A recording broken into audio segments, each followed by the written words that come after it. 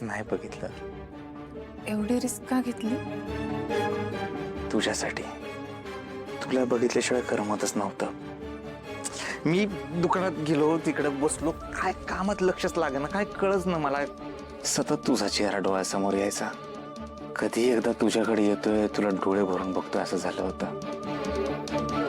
तसंच दुकान उघडं ठेवलं आणि इकडे आलो. इकडे आल्यानंतर बाहेर जे पोलीस पहारा देतात ना, त्यांच्याकडनं कळलं की घराच्या बाहेर CCTV लावला दादानं. मग घराच्या मागच्या बाजूने आलो आणि पोलिसांची नजर चुकून, हे चुकलं माझं, पोलिसांची नजर चुकून त्यांचं लक्ष नसताना CCTVच्या बाहेर अशा ओढून काढल्या.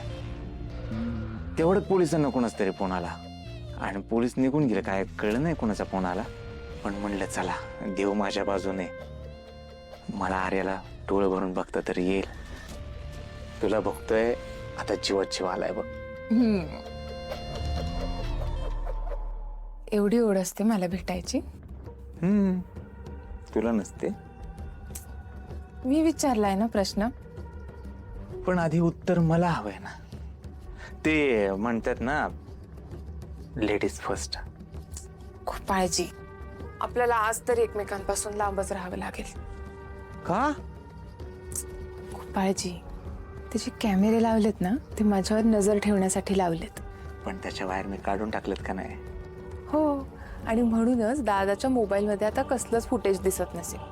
तो काळजीत पडला असेल आणि आत्तापर्यंत पोलीस स्टेशनमधून घराकडे यायला निघालाही असेल. गोपाळजी, दादाने तुम्हाला इथे पुन्हा पाहिलं तर त्याला डाऊट येईल. आणि आपण कालसारखे परत पकडले जाऊ. आपल्याला कालसारखी नाटकं पुन्हा पुन्हा नाही करता येणार गोपाळजी. Not fair. त्यामुळे तुम्ही प्लीज दादा येण्याआधी इथून निघा. कळतंय मला सगळं. ठीक आहे, जातो मी. तुम्हाला भेटल्याशिवाय सोडून नाही जावं असं वाटत आहे. काय करताय तुम्ही? प्रेम करतोय. बरं ठीक आहे, मी जातो, पण एका अटीवर.